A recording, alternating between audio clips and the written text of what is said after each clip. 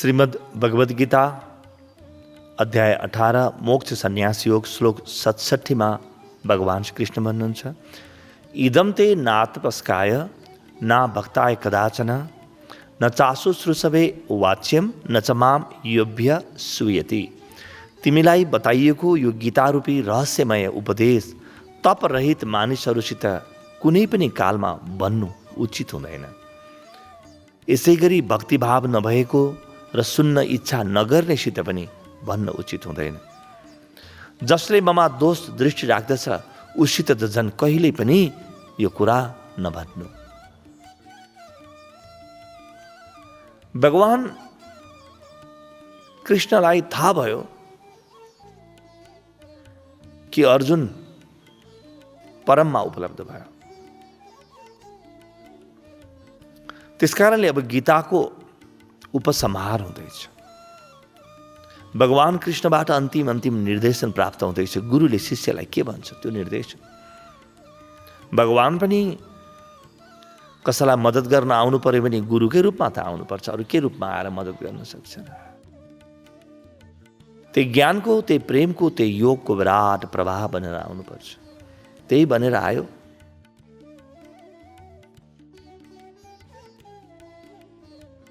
र गुरु रूपी भगवान कृष्णले देखे कि अर्जुन अब पूर्ण रूपमा शरणागत भयो। अर्जुनमा केही पनि शेष छैन। अब देखे अब अर्जुनलाई सोध्न जानु पनि परेन। शिष्यको हरेक गतिविधि गुरुलाई थाहा हुन्छ। शिष्यलाई थाहा नहोला, गुरुलाई थाहा हुन्छ। पहिले गुरुबाट केही लुकाएर लुक्दैन। त्यसैमाथि शिष्यको पूर्णता, शिष्यको यो महा निर्वाण, शिष्यको यो परममा उपलब्धता गुरुलाई कसरी थाहा नहोस्। शिष्यको घैँटोमा घाम लाग्नुभन्दा पहिले गुरुको हृदयमा त्यो घामको किरण आयो, त्यो सूर्यको किरण आयो। देखे भगवान कृष्णले अनि भन्छन् कि हेर, यो जुन छ यो गीतारूपी रहस्यमय उपदेश तप रहित मानिसहरूसित कुनै पनि कालमा नभन्नु। तप वा तपस्या भनेको के हो? आफ्नो जीवनका कर्तव्य कर्महरू गर्दै जाँदा जुन दुःख सुख, सफलता असफलता, राम्रो नराम्रो आउँछ, त्यसप्रति समान भावले रहने क्षमतालाई तप भनिन्छ। यो प्रयासलाई, यो प्रक्रियालाई तप भनिन्छ। कहीँ पनि द्वैत नहोस्। तपस्वी व्यक्ति त्यो हो जो जीवनले जे दिन्छ त्यसलाई सहजताका साथ स्वीकार गर्छ।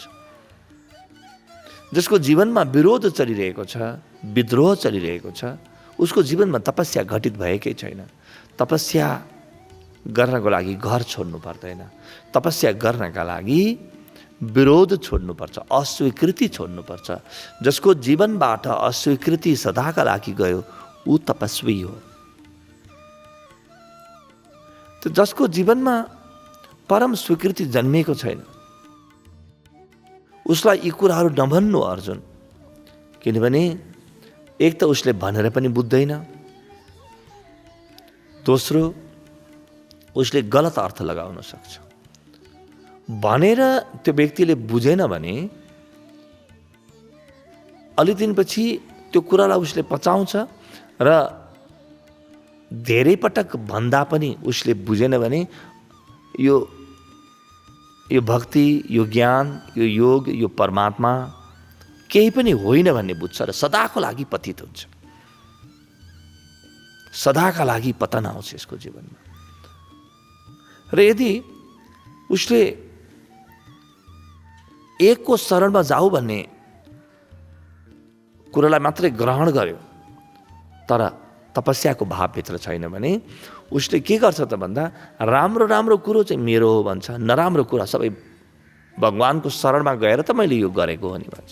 सबै भगवानले गरेको भन्छ नराम्रो काम, राम्रोको श्रेय आफूले लिइरहन्छ। यसरी त्यो व्यक्तिको पतन हुन्छ।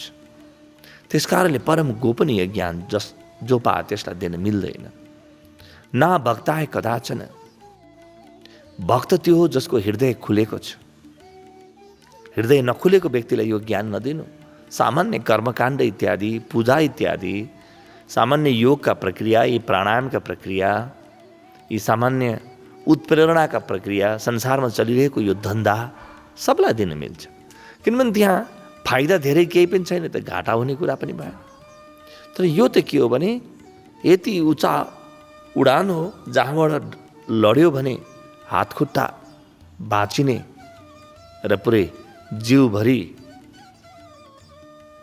रगतै रगत हुने अवस्था हुन्छ। त्यसकारणले भक्त बाहेकलाई नभन्नु, भक्त बाहेकले यी कुराहरूलाई आफूमा धारण गर्नै सक्दैन। भक्तले मात्र धारण गर्न सक्छ, जसको हृदय तयार छ, जो श्रद्धाले भरियो, त्यसलाई मात्रै भन्नु। यसै गरी सुन्न इच्छा नगर्नेसित पनि यी कुराहरू नभन्नु। न चासु श्रुसवे वाच्यम, नभन्नु। सुन्नै जसले इच्छा गरिरहेको छैन, उसको जीवन पाकेकै छैन, पाक्न दिनु। अरू धेरै जीवनको सङ्घर्षहरूबाट उसलाई अगाडि बढ्न दिनु। ऊ तयार छैन। भगवत गीता तयार व्यक्तिहरूका लागि हो।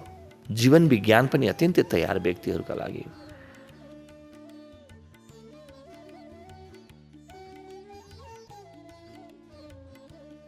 त जो सुन्न पनि तयार छैन, किन परम ज्ञान हो, सुन्न तयार छैन त समय तिमी खेर नफाल।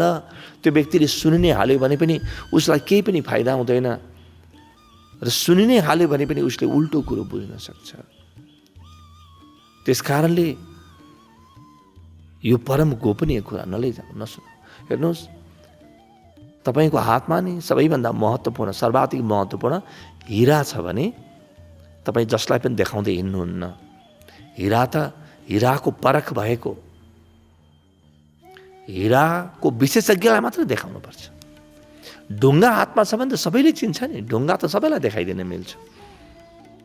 तपाईँको हातमा गिटी बालुवा छ भने सबैलाई देखाउनुहोस्।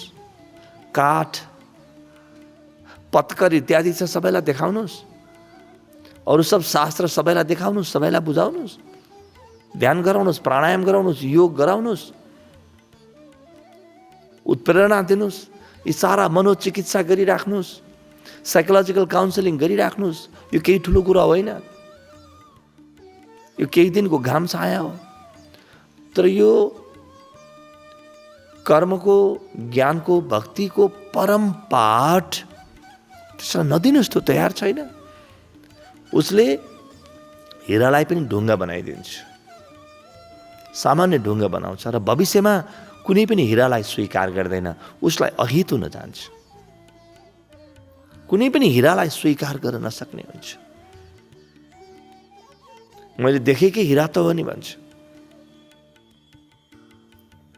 यो त मैले देखेकै हो, मेरो हातमा पनि छ यही ढुङ्गा। उसले ढुङ्गा र हिरामा के फरक देख्छ त उसले? कहीँ पनि फरक देख्दैन। एउटा गुरु कहाँ शिष्य आए भने कि गुरुदेव मलाई ज्ञान दिनुहोस्। त गुरुले सोधे, बाबु तिमी ज्ञानलाई धारण गर्न सक्ने क्षमता त जन्माएका छौ, सक्छौ? त्यो शिष्यले भने, गुरु मैले यति विधि तपस्या गरेको छु, ध्यान गरेको छु, प्राणायाम गरेको छु, अविवाहित छु, यति धेरै पूजा प्रार्थना इत्यादि गरेको छु, म हर प्रकारले तयार। त गुरुको हातमा एउटा गणेशजीको मूर्ति थियो। त उनले भने कि जाऊ यो गणेशजीको मूर्तिको मूल्य बुझेर आऊ। गयो शिष्य, तरकारी बेच्ने कहाँ गयो। त तरकारी बेच्नेले देख्यो उसलाई गणेशजी न अरू केही अर्थको विषय भएन।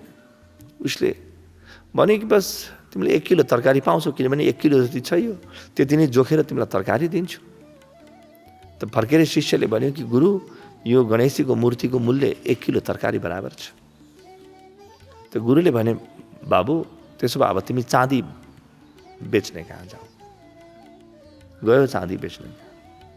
उसले हेऱ्यो र उसले भन्यो कि 1000 रुपियाँ जति आउँछ। शिष्य आयो फर्केर, गुरु 1000 रुपियाँ पर्दो रहेछ, यसको मूल्य यति नै रहेछ। गुरुले भने अब सुन बेच्ने कहाँ जाऊ, सुन बेच्ने कहाँ गयो, स्वर्णकार कहाँ गयो शिष्य, उसलाई देखायो। सुन बेच्ने व्यक्तिसँग त विशेषज्ञता हुन्छ नि, चिन्न सक्छ नि सुन। उसले यसो हेरेर भन्यो कि यो मूर्तिको तिमीलाई म ₹1,00,000 दिन सक्छु। शिष्य फर्केर आएर भने गुरु ₹1,00,000, अब त बेच्दिउँ गुरु, योभन्दा बढी त आउँदैन।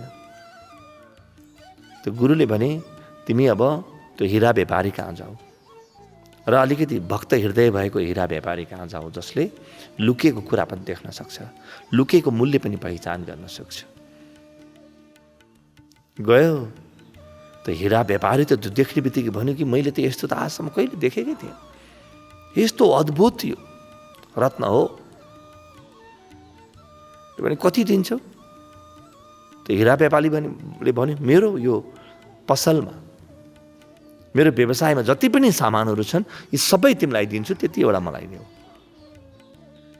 आश्चर्यचकित पर्यो, करोडौं रुपियाँ दौडेर आएर गुरुलाई भन्यो कि गुरु अब त बेच्दिउँ।